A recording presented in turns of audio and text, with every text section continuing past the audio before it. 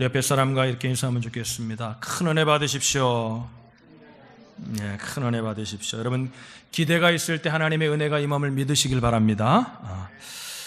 여러분, 제가 미우새라고 한국에 요즘 그런 프로가 있습니다. 저희 아내가 보는데 제가 옆에서 잠깐 본 기억이 있는데요. 거기 보면 한 아들이 나오는데 그 세 아들들을 둔 어머니가 나오는데 그 어머니가 이렇게 우는 장면이 나오더라고요. 그래서 제가 눈여겨봤더니 이유가 뭐냐면 아들이 둘이 있었는데 아들이 8년 동안 서로가 얼굴도 보지 않고 지낸 겁니다. 그랬는데 미우새를 통해서 두 아들이 만나서 같이 밥을 먹고 같이 이렇게 어릴 때 자기들이 함께 다녔던 유치원도 방문하고 초등학교도 방문해가지고 그런 옛 이야기를 하면서 사이좋은 모습을 보면서 어머니가 눈물을 흘리는 모습을 보았습니다. 그 어머니가 눈물을 흘리는 게 슬퍼서 울었겠어요? 너무 기뻐서 울었겠죠. 그럼 저는 그 어머니의 눈물을 보면서 슬픈 게 아니라 제 입가에 미소가 지어지는 것을 보았습니다. 여러분, 왜 그럴까요? 좋지 않았던 관계를 가졌던 사람들이 이렇게 화해하는 것을 볼 때에 우리를 기쁘게 하고 우리를 미소 짓게 하는 것일 것입니다. 오늘 본문에도 보면 엄청난 화해가 이루어지는 장면이 나옵니다. 우리가 다 읽진 않았지만 4장에 보면은 그 우물가의 여인이, 그죠? 사마리아 여인이 유대인이었던 유대인들과 함께 서로가 서로의 관계를 허물고 하나가 되는 모습이 오늘 본문의 장면 속에 나옵니다. 여러분, 유대인들과 사마리아인들의 역사를 좀 아시는 분들이 있겠지만 모르시는 분들을 위해 설명을 드리면 그들은 원래 한 민족이었습니다. 한 민족이었는데 사마리아인들이 외부의 많은 침략을 받다 보니까 혈통의 순수성을 잃어버리게 됩니다. 잃어버리게 되어서 유대인들은 순수 혈통을 지키지 못한 그들을 경멸하였고 그들을 개처럼 여기고 어느 곳에 만약에 저 북쪽으로 갈 일이 있으면 사마리아를 지나가면 편한 길임에도 불구하고 광야로 돌아서 그 어려운 죽음을 담보해야 되는 길로 돌아갈 정도로 그들의 땅을 밟는 것조차도 싫어했던 것이 유대인들이었습니다. 그러면 사마리아인들은 유대인을 어떻게 대했습니까? 사마리아인들은 유대인들을 보게 되면 돌을 던졌다고 합니다. 유대인들이 사마리아 사람들을 증오했던 것 못지않게 사마리아 사람들도 유대인들을 아주 증오했음을 역사는 우리에게 말해주고 있습니다. 그런데 도저히 하나가 될 수 없는 거죠. 여러분 보면요, 먼 사람들끼리는 싸워도 금방 하나가 되는데 가까운 사람들, 특히 형제들끼리 싸움이 일어날 때 아까 얘기했던 미우새에서 보았던 그 형제처럼 8년이라는 기간을 보지 않고 지냈다 그러잖아요. 이해가 되지 않지만 아마 더 깊은 관계일수록 상처가 심해지고 그래서 아픔이 있는 것 같습니다. 유대인과 사마리아인들 같은 조상을 가지고 같은 민족이었지만 그들이 하나가 되지 못하였는데 그들을 하나 되게 한 것은 어떤 큰 일이 아니라 한 여인을 통해 일어나게 되었다는 것입니다. 그 여인이 한 일은 뭐냐면 예수님을 만난 것을 전했고 복음을 나눴고 자기가 만난 그 메시아에 관한 이야기를 나눔으로 전도함으로 이 민족이 하나가 되는 일들이 일어나게 되었다는 것입니다. 자, 그럼 28절 30절에 보시면 우리가 읽지는 않았지만 28절과 30절에 보면 여자가 물동이를 버려두고 동네로 들어가서 사람들에게 이르되 내가 행한 모든 일을 내게 말한 사람을 와서 보라, 이는 그리스도가 아니냐 하니 그들이 동네에서 나와 예수께로 오더라 그랬습니다. 예수께로 오더라. 예수께로 오더라. 또 39절로 41절에 보면 뭐라 그러냐면요, 여자의 말이 내가 행한 모든 것을 그가 내게 말하였다 증언함으로, 증언했다는 건 전도했다는 거죠. 그죠?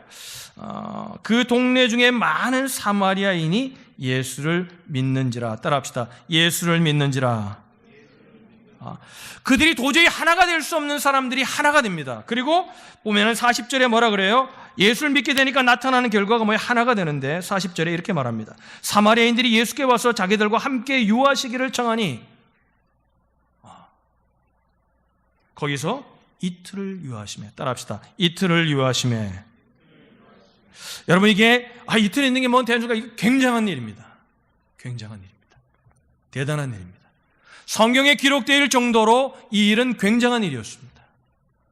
그것이 무엇으로 가능했냐면 한 여인이 복음을 나눔으로 가능해졌다는 것입니다. 할렐루야. 그들이 예수 안에서 하나가 되었다는 것입니다.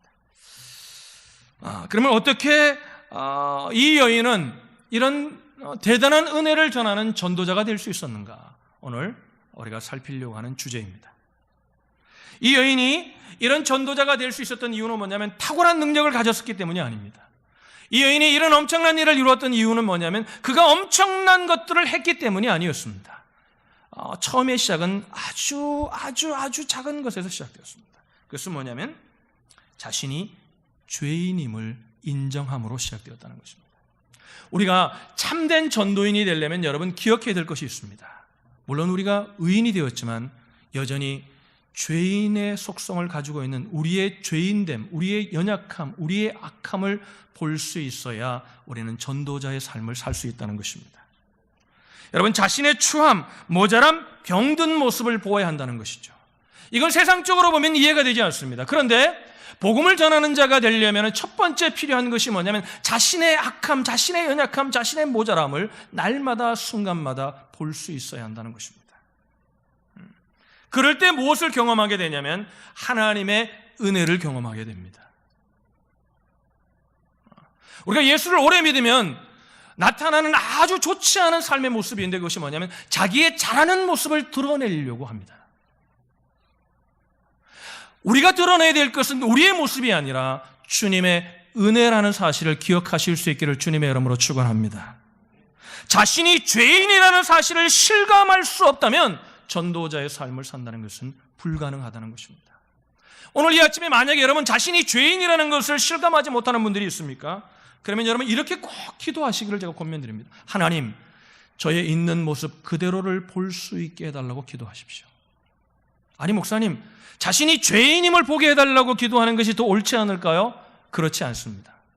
여러분, 죄인이라는 사실을 보게 해달라고 기도하지 않아도 됩니다. 자신의 모습을 있는 그대로만 보게 되면 자신이 얼마나 악하고 자신이 얼마나 연약한 자임을 보게 됩니다. 여러분, 이 기도가 여러분 가운데 있기를 주님의 이름으로 축원합니다. 축원합니다. 자신의 모습을 보게 되면요, 자신이 죄인이라는 사실을 깨닫게 됩니다.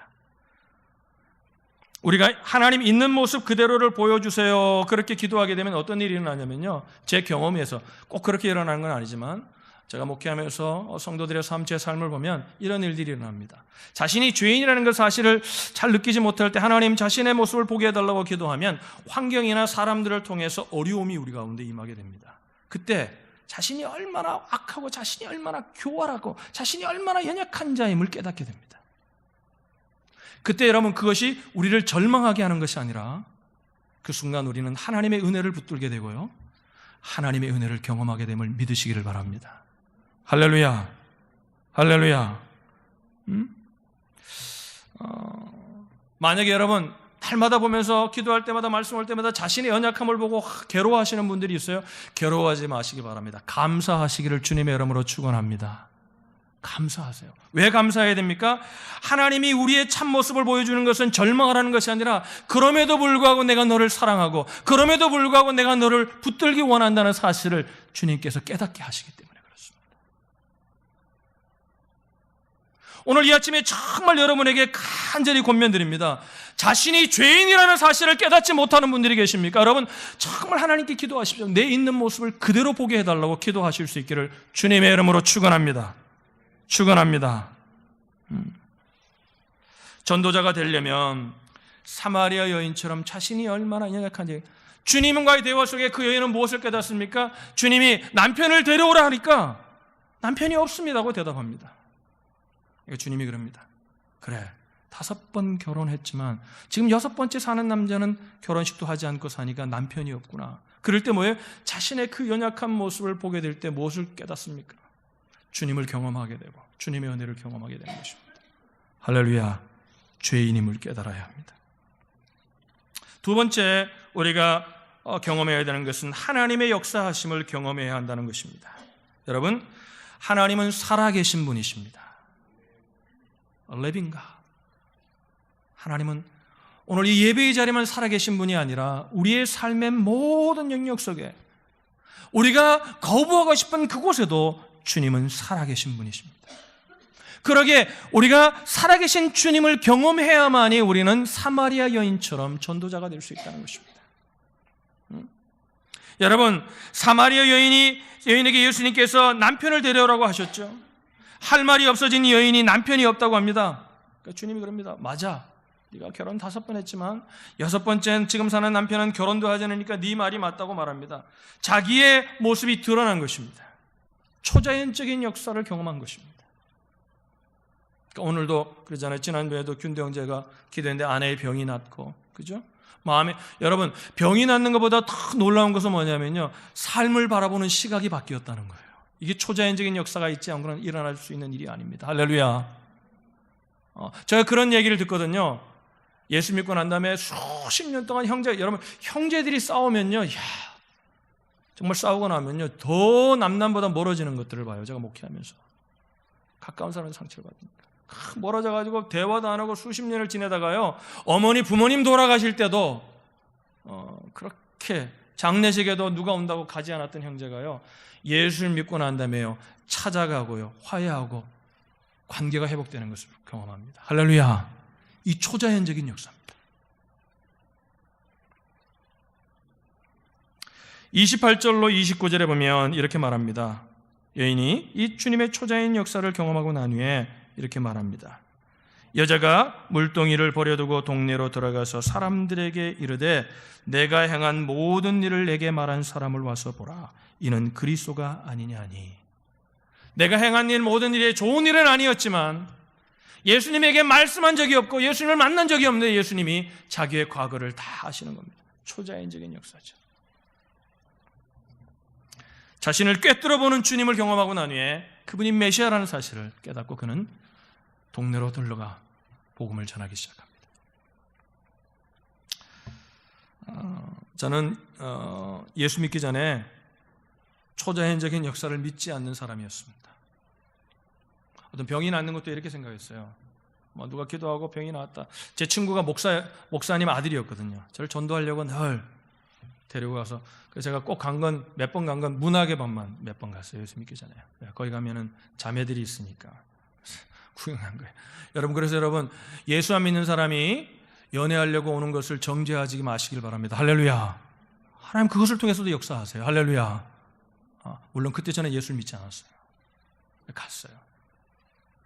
그래도 예수를 믿지 않으니까 그 친구가 자기가 만난 하나님, 그 친구가 제가 생각하니까 정말 주님을 만난 친구였어요. 목사 아들이어서 아니라. 제가 저하고 절친이었거든요. 베스트 프렌드였거든요. 그러니까 저를 어떻게든지 구원해보고, 저는 그러니까 다 그 친구와 맞는데 종교에 관한 문제는 안 맞는 거예요. 그러면서 자기가 경험한 병이 나은 문제, 교회에서 막 병을 고치면 이런 걸 얘기하는 거예요. 그럴 때마다 저는 그냥 들었어요. 그래서 뭐예요? 이렇게 제 나름대로 해석을 하는 겁니다. 그 친구가 거짓말할 친구는 아니니까, 그래, 심리학적으로 사람이 마음이 편안하다 보면 병이 또 낫기도 하니까. 스트레스 때문에 병이 온다 그러잖아요. 병이 나을 수도 있겠지. 이렇게 생각을 했습니다. 그러다가 제가 예수님을 만난 겁니다. 그 성경을 보니까 성경에는 눈에 보이는 게 뭐냐면요, 전부 예수님에 관한 얘기를 들으면 고침받고 초자연적인 역사가 너무나 가득한 거예요. 퀘스천하게 된 거죠. 이게 어떻게 된 건가? 근데 여러분, 제가 예수를 믿은 것이 저는 교회가 아닙니다. 저는 기도원에서 예수님을 만났거든요. 기도원이 이렇게 큰 기도원이 아니라 4명, 5명 모여있는, 할아버지 할머니들 모여있는 기도원이었어요. 근데 그 기도원을 가게 된 계기가 뭐냐면요, 간증을 들으신 분들은 알겠지만 모르신 분들도 간증을 하면요, 저희 어머니가 예수를 시집와서 예수를 안 믿고 천회 때 믿었다가 여러분들이 행하는 모태신앙이었어요. 저희 할머니는 아주 믿음이 좋으신 분이었어요. 할머니는요. 돌아가실 때도 기도하다가 돌아가셨죠. 그런 분이 시집을 와가지고, 우리 집은 전혀 예수를 믿지 않는 집안이니까, 워낙 유교적인 집안이니까 예수 믿는 소리 하나 내지 못하고 평생을 사신 거예요. 근데 이제 아들이 죽게 되니까, 아들이 막 자살을 하려고 그러고, 아들이 삶을 포기하려고 그러니까 그때 잃어버렸던 하나님을 찾기 시작한 거예요. 근데 그 간 게 언제냐면 부흥회를 갔는데 무슨 유명한 부흥사가 온 게 아니라 시골에 있는 교회, 조그만한 교회를 갔는데, 큰 교회에는 또 남들 얼굴이 있으니까, 저희 아버님이 사는 데서 그래도 좀 유지입니다. 그러니까 뭐예요? 남들 얼굴 때문에 못 가니까 저희 아버님이 귀에 들어가면 또 난리가 나니까 조그만한 교회 갔는데 그 교회는 간 날이 마침 부흥의 날이었어요. 부흥회로 왔는데 유명한 강사가 오니라 안상준 목사님이라고, 이분이 어떤 과거를 가지신 분이냐면 전국적인 깡패였어요. 깡패였는데 어느 정도 깡패였냐면, 여러분, 깡패라는 게 그냥 깡패가 아니라요, 그 호텔을 하나 지었는데요, 땅만 사가지고 호텔을 돈 하나 없이 지은 분이에요. 왜? 시멘트에서 가져와, 모래 가져와, 인부 보내, 이래가지고 다 지은 분이거든요. 그러니까 뭐 대단한 분이죠. 그분이 그런데 예수를 믿고 돌이킨 거예요. 그런데 우리 어머님이 그분의 메시지를 듣고 그날 성령의 충만함을 받은 거예요. 그러니까 뭐냐면, 아들을 위해 기도하는데 생각나는 하나님이 주신 지혜가 뭐냐면, 아들을 이 목사님과 연결하면 아들이 변화될 수 있겠다. 그래가지고 저를 그 기도원으로 데려갔는데 그 기도원이 완전 산골이에요. 우리 아버님 믿지 않으니까, 아버님이 차를 태워주지 않으니까 택시를 대절해가지고 3시간 반, 4시간을 택시를 타고 간 거예요, 여러분. 택시비 많이 나왔어요, 예수 믿느라고요. 택시를 타고 갔는데 얼마나 산골이냐면, 택시가 갔는데 끝까지 들어가지를 못해요. 길이 없으니까. 걸어서 갔는데 막 침벙침벙하면서 한 3, 40분을 그 어두운 밤을 걸어가가지고 거기서 제가 예수님을 만났거든요. 그런데 여러분, 그 기도원이 있으면서 성경을 읽는데 이런 초자연적 역사가 많은 거예요. 그런데 여러분, 믿어지지 않고 이게 정말 어떻게 된 일이 의문이 있는데, 여러분, 눈에서 보여주는 겁니다. 큰 기도원도 아닌데 그 기도원에 와가지고 죽을 사람들이 와가지고, 여러분, 병원이 다 포기한 사람들이 와가지고 병을 고침받고 나음받고 기적적으로 살아나는 역사를 본 거예요. 할렐루야. 그때 제가 믿었습니다. 하나님 정말 살아계신 분이구나. 성경의 이야기가 심리학적으로 일어난 것이 아니라 하나님의 전능하신 가운데 하나님이 은혜를 베푸시면 이런 일들이 일어나는구나. 그때 경험한 것입니다. 그리고요, 여러분, 병든 자가 되면 기도하기 시작한 거예요. 여러분, 기도할 때마다 병이 낫는 것을 경험하는 겁니다. 할렐루야. 여러분, 두 분이 낫고 나은 게 당연한 겁니다. 기도하면 하나님이 역사하십니다. 할렐루야. 이런 초자연적인 역사를 경험해야 하나님을 향하여 간증할 수 있고 나가서 복음을 전할 수 있는 우리 가운데 에너지가 생겨나기 시작한다는 것입니다. 여러분, 하나님을 실감하지 못하는 분이 계세요?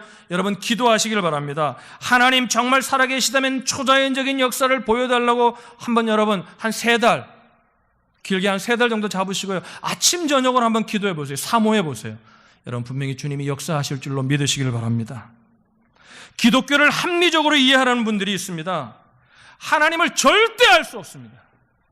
저는 합리와 이성을 무시하는 자가 아니라 합리와 이성에 머물러서 예수를 믿어보려고 하는 자에게는 절대 하나님 만날 수 없습니다. 예수 그리스도의 나심부터 초자연적인 역사입니다. 처녀가 남자를 알지 못하는 몸에서 예수 그리스도가 나셨습니다. 태초에 하나님이 말씀으로 천지우주 만물을 창조하셨습니다. 예수 그리스도가 죽음을 이기시고 3일 만에 부활하셨습니다. 초자연적인 역사입니다. 초자연적인 역사를 배제하고는 예수 그리스도를 믿는다는 것은 거짓말입니다. 종교 생활을 하는 겁니다. 여러분, 하나님은 지금도 역사하십니다. 할렐루야. 그러므로 전도하려시는 분들은요, 초자연적인 체험의 간증이 꼭 있어야 합니다. 그러니까 이런 얘기를 들으면요, 마음의 문을 닫지 말고요, 오늘도 저렇게 고침받은 분이 있었구나, 그러면 마음의 문을 여시고 하나님 그렇게 역사하시는구나, 사모할 때 주님이 우리의 삶 가운데도 역사하실 줄로 믿습니다. 39절입니다. 39절에 보시면 이렇게 말합니다. 우리 39절을 같이 한번 읽죠. 읽습니다. 시작. 여자의 말이 내가 행한 모든 것을 그가 내게 말하였다 증언하므로 그 동네 중에 많은 사마리아인이 예수를 믿는지라. 자, 내가 행한 것 모든 것이라는 표현이 나옵니다. 여자의 말이 내가 행한 모든 것, 내가 행한 모든 것은 뭐였죠? 예수님 말씀하신 건 부끄러운 과거입니다. 전도자가 되려면 주님을 드러내기 위해서 자기의 부끄러운 것도 오픈할 수 있어야 한다는 것입니다. 간증할 수 있어야 합니다. 여러분, 최근에 예수 믿은 사람들을 주위에서 한번 물어보세요. 하나님 말씀을 누가 잘 전해가지고 예수를 믿었다는 사람 거의 없습니다. 예수를 믿게 된 사람들의 동기가 뭐냐면요, 교회에 나오게 된 동기가 뭐냐면요, 사람들의 간증을 통해서입니다. 할렐루야. 자기가 만난 예수를 전해준 거예요. 자기의 아픔을 드러내서 예수 그리스도에 관한 얘기를 드러낼 때 복음이 흘러가게 된 거죠. 여인도 물동이를 놓아놓고 예수님을 만나고 난 후에 구원받고 난 후에 주님 앞에 엎드려 정말 주님 앞에 놀라운 주님의 은혜를 경험하고 나니 어디로 갔습니까? 동네로 들어갑니다. 그리고 나서 뭘 얘기합니까? 자기가 행한 모든 것, 자기의 과거. 오늘 본문은 짧게 이야기하고 있지만 아마 그것이 그냥 본문의 내가 행한 모든 것을 얘기해서 이 정도가 아니라 뭐예요? 자기에게 그 어두운 과거를 주님이 아셨던 모든 것들을 드러내는 겁니다. 이분은 메시아다. 메시아가 아니고는 이런 일이 날 수 없다. 간증한 거죠. 여인이 물동이를 놓아놓고 뛰어간 다음에 제자들이 음식을 갖고 옵니다. 그리고 예수님께 드립니다. 32절부터 보면 31절에 보면 그 사이에 제자들이 청하여 이르되 라비어 잡수소서. 이제 음식을 가져와서 음식을 드린 겁니다. 그러니까 예수님이 이렇게 말씀하십니다. 32절 우리 같이 읽어볼까요? 시작. 이르시되 내게는 너희가 알지 못하는 먹을 양식이 있느니라. 내가 너희에게 음식을 드시라 그러니까 배고파서 이제 음식을 구하러 가서 이제 제자들이 정말 열심히 음식을 구워가지고 예수님께 드리니까 뭐라 그러냐면 내게는 너희가 알지 못하는 먹을 양식이 있다 그러는 거예요. 그러니까 제자들이 이게 뭔 말인지 모르니까 33절에 이렇게 반응합니다. 제자들이 서로 말하되 누가 잡수실 것을 갖다 드렸나? 벌써 드셨는가 보구나. 그러니까 예수님이 제자들의 마음을 아시고 34절에 이렇게 말합니다. 같이 읽습니다. 시작. 예수께서 이르시되 나의 양식은 나를 보내신 이의 뜻을 행하며 그의 일을 온전히 이루는 이것이니라. 할렐루야. 여러분 음식을 왜 먹죠? 음식을 먹으면 힘이 생기잖아요. 그래서 연세가 드실수록 밥심으로 산다 그러잖아요. 그죠? 먹어야 힘이 생기고 생기가 돋는 거거든요. 이와 마찬가지로 뭐냐면 예수님께서는 하나님의 뜻에 순종하고 나면은 뭔가 표현할 수 없는 힘과 에너지가 생겼다는 겁니다. 우리 옆에 사람에게 한번 물어보세요. 혹시 요즘 피곤하세요? 피곤하세요? 너무 피곤해요. 예배드리는 시간에도 빨리 예배가 끝났으면 좋겠어. 너무 피곤하다. 이렇게 생각하는 분 계세요? 혹시 하나님을 향한 여러분을 향한 하나님의 뜻을 순종하지 않아서 피곤한 것은 아닌가 생각해 보아야 합니다.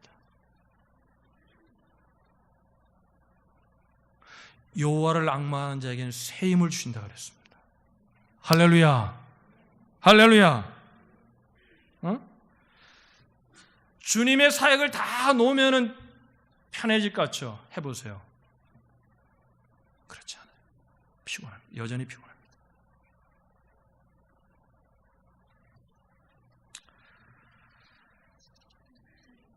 37절입니다. 37절 읽을까요? 시작. 그런즉 한 사람이 심고 다른 사람이 거둔다 하는 말이 옳도다. 그런즉 우리가 열심히 주님의 뜻에 순종하는데요, 순종하면서 기쁨이 없을 때가 있습니다. 분명히 내가 주님의 뜻을 행하고 있다는 확신이 있습니다. 그런데 기쁨이 없어요. 왜 그러냐면 많은 경우가 뭐냐면 열매가 없기 때문이에요. 눈에 보이는 뭔가 확실한 것들이 드러나지 않으면 사람들이 힘을 잃어버립니다. 그런데 여러분, 그것은 왜 그러냐면 우리의 믿음이 우리가 붙들고 있는 말씀의 기준들이 잘못되었기 때문에 그렇습니다. 열매가 없다고 우리는 실망할 필요가 없습니다. 오늘 본문에 뭐라 그럽니까? 그런즉 한 사람이 심고 다른 사람이 거둔다 하는 말이 옳도다. 여러분, 만약에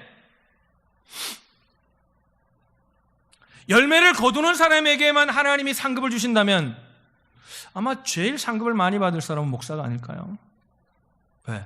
한 시간 복음을 전하면요, 교회 여러분들이 데려와서 전도해서 복음을 전하면요, 많은 사람들이 울고 예수님을 영접합니다. 그 순간에. 그럼 제가 상급을 가장 많이 받을까요? 아닙니다. 여러분, 5달란트 받은 자와 2달란트 받은 자의 칭찬이 어땠습니까?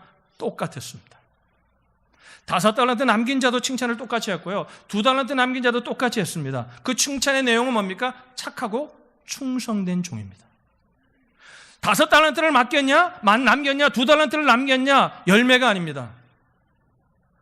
어떤 때는 우리가 아무리 열매를 맺으려고 해도 열매가 맺어지지 않을 수도 있습니다. 그러나 중요한 것은 뭐냐면 주님은 무엇을 통해 상급을 주시냐면 얼마나 내가 충성했느냐에 따라 주님은 우리를 기억하신다는 것입니다. 할렐루야.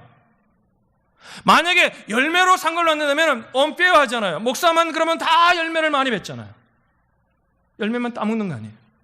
여러분, 그런데 그 순간에 예수님을 영접한 사람들의 얘기를 들어보면요, 그 순간에 예수님을 영접하기 위해서 어떤 사람은 친절을 베푼 사람도 있었고요, 어떤 사람은 예수님의 이름으로 간증을 해준 사람도 있었고요, 어떤 사람은 자기를 교회로 권면해준 사람도 있었고요, 어떤 사람은 기도해준 사람도 있었고요. 이 모든 사람들이 다 쌓여가지고 벽돌을 쌓는 것처럼 쌓여서 뭐예요?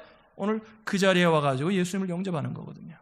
그러면 주님은 뭐냐면요, 그 맡은 일에 주님이 하라고 하셨던 일에 충성한 사람들을 기억하시고 주님은 거기에 따라 상급을 주시는 분임을 믿으시기를 바랍니다. 우리가 여러분 VIP를 작정하자고 했습니다. 오늘 하나님이 우리에게 기회를 주시는 것입니다. 내가 그 사람을 구원할 수 있는가, 내가 그 사람을 인도할 수 있는가, 이건 여러분 우리가 생각할 바가 아닙니다. 내 주위에 만약에 예수를 믿지 않는 사람이 있다면 이름을 몰라도 괜찮습니다. 자, 여러분, 이 사실을 아는 교회의 성도들 가운데 전도 열정 있는 교회들 가면요, 제가 간증했잖아요. 그때 우리 와가지고 간증했던, 그냥 저도 아는 얘기만 지만 그분의 간증, 여러분이 들은 간증을 다시 제가 리마인드 할까요? 여러분 젊은 부부가 와가지고 뭐라고 간증했어요? 어느 집에 가면, 어느 빵집에 가면 이름도 모르는데 전도 대상자를 했는데 이름 무슨 집 빵집, 이쁘게 생긴 언니, 아니면 웃는 언니, 이렇게 해가지고 다 기도 제목을 교회에다가 낸다는 거예요. 그래가지고 전부 다 가가지고 기도하고 가서 그냥 맛있어서 맛없다 그러고 친절하게 대주고 지금 그 사람을 교회에 데려오느냐 아니냐가 중요하지 않은 거예요. 자기에게 보여주셨기에 자기의 일을 하는데 열정이 있는 거예요. 할렐루야. 하나님이 VIP를 정하라 그러면 여러분에게 부담을 주시는 것이 아니라 하나님이 우리에게 기회를 주시는 것임을 믿으시기를 바랍니다. 5달란트를 남긴 것은 5달란트를 남기라는 말이 아니라 5달란트를 가지고 기회를 주셨다는 거예요.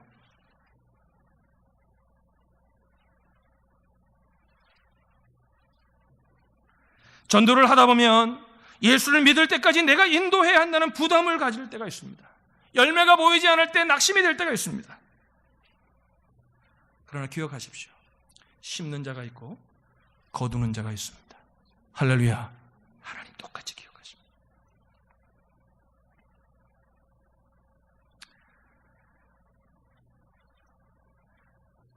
예전에 제가 정확하게 나이는 기억은 안 나지만 10대였던 것 같아요. 조금 철이 들려고 할 때 저희 아버님 후배 가운데 사회적으로 좀 성공한, 연륜도 많고 누가 봐도 성공한 삶을 살고 있는 분이었습니다. 그분이 저를 이렇게 무릎 꿇어놓고 앉혀놓고 인생에 대해서 여러 가지 말씀을 주셨던 것들이 기억납니다. 제가 다 기억나지 않아요. 그 시간에 뭔 말인지 다 기억나지 않는데 오늘 말씀을 준비하면서 그분의 말이 기억이 났어요. 그분이 뭔 얘기를 했냐면 많은 여러 가지 얘기를 했는데 그중에 이제 제 기억 가운데 남아있는 게 뭐냐면 친구에 관한 얘기를 해주셨던 것이 기억이 나요. 그것도 어떻게 표현했는지 정확하게 기억은 나지 않지만 이런 얘기였어요. 친구란 어떤 거냐면 너에게 도움이 되는 어떤 사람이라는 얘기를 하셨어요. 그러니까 어떤 면에서는 너보다 낫든지 어떤 면에든지 너를 도와줄 수 있는 사람, 그런 사람들을 친구로 삼아야 된다. 얘기는 이런 얘기였어요. 그러니까 도움이 될 수 없는 사람은 친구가 될 수 없다는 거예요. 그런 사람은 옆에 두지 말라는 거예요. 빨리빨리 처리를 해서 도움이 될 수 있는 사람들, 그런 사람들을 옆에 두라는 거예요. 제가 그때 그 얘기를 듣고요, 자기는 굉장히 성공한 사람으로서 저에게 굉장히 좋은 충고를 해주지만 저는 어린 마음에 이런 마음이 들었어요. 야, 이 사람 정말 몹쓸 사람이구나. 정말 이기적인 사람이구나. 정말 우리 아버지는 왜 저런 사람을 가까이 할까? 이런 생각을 했어요. 그런데 제가 연령이 더하고요, 시간이 더하면서 세상에 살면서 또 공부를 하고 교회 생활하고 예수님을 영접하고 정말 신앙생활을 하면서 보면서요, 제가 만나는 많은 교회 사람들이 많잖아요, 그죠? 또 세상의 사람들도 만나고 신방도 가면서 만나면 세상과 교회가요 여전히 그분을 부인하고 싶지만 그런 모습으로 태워간다는 거예요. 부인하고 싶어요. 그런 모습들이 보이는 건 사실입니다. 여러분,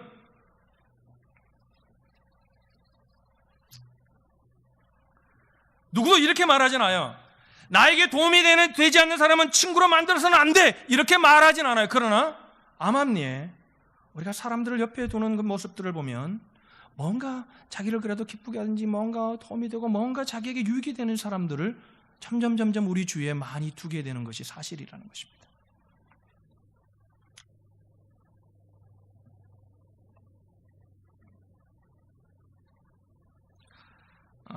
미국에서 주로 스몰 비즈니스를 오픈하고 경영하는 방법과 부동산 투자를 어떻게 하는가 이런 데 법칙에 대한 책을 많이 쓴 작가가 있어요. 또 이런 것에 관한 잡지사도 가지고 계신 분인데 여러분 아는 분이 있을지 모르겠어요. 리차드 민처라는 분이 있습니다.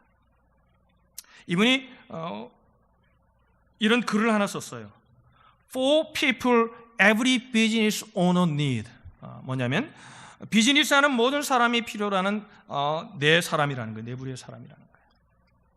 그러니까 이분이 이렇게 얘기를 해요. 내용인지 뭐냐면 성공하려면 이제 스몰 비즈니스를 시작하려는 사람들이 많은데 미국에도 참 많은 것 같아요. 그러니까 스몰 비즈니스를 시작하려면 이런 네 부류의 친구들이 필요한데 만약 이런 네 부류의 친구를 가지고 있다면 망설이지 말라는 거예요. 바로 비즈니스를 시작하라는 거예요. 반드시 성공한다는 거예요. 첫째 부류가 뭐냐면 더 치어리더. 내가 뛸 때 내 옆에서 막 나를 응원해주고 특히 내가 힘들어할 때 나를 막 에너지를 줄 수 있는 사람이 주위에 있어야 한다는 거예요. 두 번째는 뭐냐면 the role model. 내가 하려는 일에, 내가 하려는 비즈니스에 성공의 경험을 가지고 있어서 내가 배우고 배울 수 있는, 질문할 수 있는 사람을 두라는 거예요. 세 번째 the expert. 전문가, 그 분야에서 나보다 더 많은 지식을 가지고 있는 사람들을 도와서 언제든지 어드바이스를 구할 수 있는 사람들을 두라는 거예요. 네 번째는 뭐냐면 더 테킷, 재주꾼. 그러니까 재정관리, 컴퓨터, 광고 등 어떤 분야에 탁월해서 무언가 맡길 수 있는 그런 사람들도. 그러면 이 네 부류의 사람이 있으면 빨리 비즈니스를 시작하는 거예요. 반드시 성공한다는 거예요. 이분의 얘기를 틀렸다고 저는 말하고 싶진 않아요. 그러나 이분의 얘기도 결국 보면 제가 어릴 때 권면했던, 수십 년 전에 권면했던 그 어른의 얘기와 다르지 않아요. 뭐예요? 친구를 나에게 도움이 되는가 아닌가라는 잣대로 바라보라는 거예요.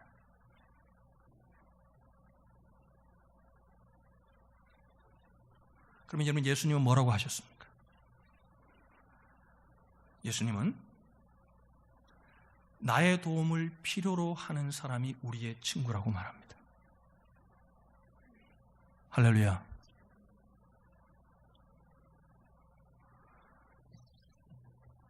그래서 선한 사마리아인이 되라고 말해요.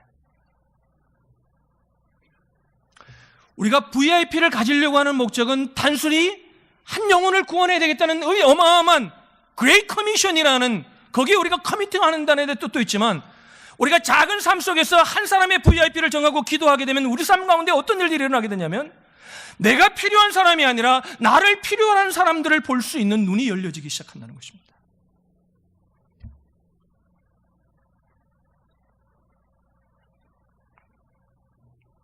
인생의 목표를 나의 성공을 위해 친구를 사용하는 것 대신 친구를 성공시키는 것에 두라는 것입니다.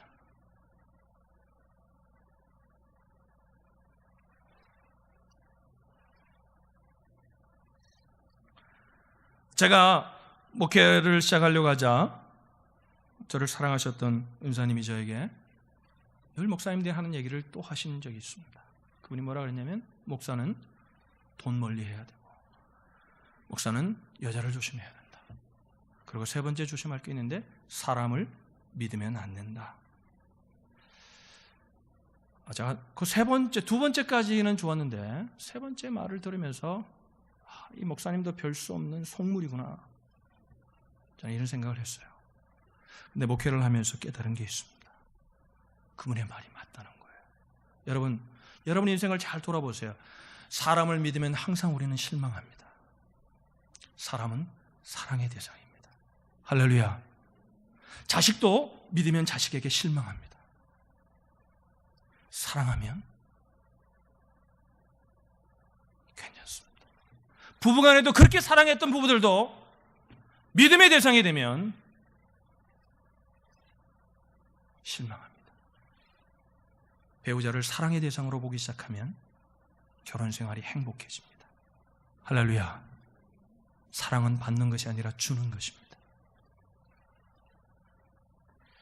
제가 오늘 왜 이야기를 드리냐면 여러분, 우리 가운데 믿지 않는 자들, 나를 필요로 하는 자들이 있어야 우리가 살아납니다. 이것이 주님의 법칙입니다. 만약에 아직도 VIP가 없는 분들이 있다면 여러분, 저는 분명히 믿습니다. 보여달라고 기도하십시오. 나를 필요로 하는 사람이 어디에 있는지 여러분 그 사람을 꼭 우리 교회에 데려와야 된다는 얘기가 아닙니다. 여러분 다른 교회 가도 괜찮습니다. 정말 나를 통해 주님을 전하기 원하는 나를 필요로 하는 사람들이 주위에 있는지 돌아보아야 합니다.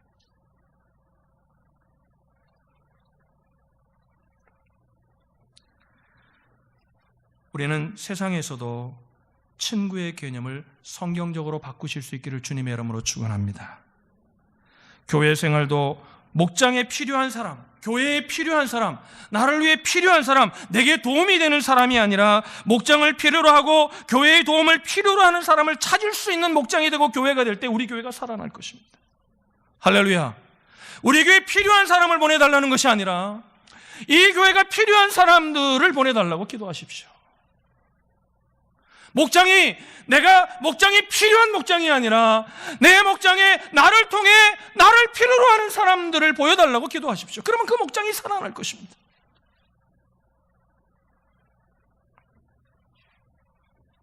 저는 원래 무엇을 이렇게 정하고 VIP를 작정하고 이걸 싫어하는 목사입니다. 그러나 우리가 해야 됐다고 생각이 드는 겁니다. 왜 그랬냐면 여러분, 우리가 다시 VIP를 작정할 때 우리를 필요하는, 우리를 통해 역사하기 원하시는 사람들을 볼 수 있는 눈이 열려질 수 있는 축복이 있기 때문에 그렇습니다. 여러분, 여러분의 삶 가운데 정말 VIP가 한 명도 없다면 여러분 죄송합니다. 회개해야 합니다. 회개해야 합니다. 주님은 우리를 구원해 주셔. 여러분 보세요. 우리가 서로 사랑하고 우리가 서로 함께하고 서로를 존중하는 거 아름다운 모습입니다. 그러나 주님은 그것만을 위해 부르지 않으셨습니다. 이 교회를 세우신 목적은 뭐냐면 우리를 통해 주님을 필요로 하는 사람들을 향하여 나아가라고 이 교회가 세워진 것입니다. 만약에 우리끼리 서로 사랑만 하는 교회라면 여러분 교회의 이름을 떼어야 합니다. 그냥 온누리 사랑방으로 바꿔야 합니다. 그러나 이것은 교회입니다. 교회는 주님을 필요로 하는 사람들을 향하여 날마다 나아가는 곳이 되어야 합니다. 할렐루야. 할렐루야. 만약에 다음 주일날 우리가 예배를 드리고 오는데 나를 필요로 하는, 나를 통해 주님을 필요로 하는 사람이 보인다면 여러분 예배 오지 않아도 괜찮습니다. 그것이 예배입니다. 그것이 주님이 기뻐하는 것입니다. 그럼에도 그것을 외면하고 여러분이 이 교회에 나와 앉아서 예배하고 있다면 여러분들은 지금 종교 생활을 하고 있는 것입니다. 예배자의 삶이 아닙니다. 오늘 우리가 찬양했던 것처럼 예배가 아닙니다. 사랑하는 온누리 형제자매 여러분, 이 교회가 영적인 병든 자들을 고칠 수 있는 병원이 되기를 주님의 이름으로 축원합니다. 이 교회가 필요한 사람을 찾는 교회가 아니라 이 교회를 필요로 하는 사람들을 볼 수 있는 교회가 되길 바랍니다. 오늘 이 아침에 저의 말이 좀 거칠었다면 여러분 용서하십시오. 그러나 여러분 기억하십시오. 오늘 주님이 부정한 종을 통해서 말씀하시고자 하는 바가 무엇이었을까요? 내 인생이 점점 컴포터블한 곳에 익숙해 있지 않습니까? 여러분, 영적인 삶을 살기 위해 때로는 우리는 불편한 곳으로 나아가야 합니다. 할렐루야. 할렐루야. 나에서 주님으로 바뀌어지는 그런 은혜를 주님의 이름으로 축복합니다. 기도하겠습니다.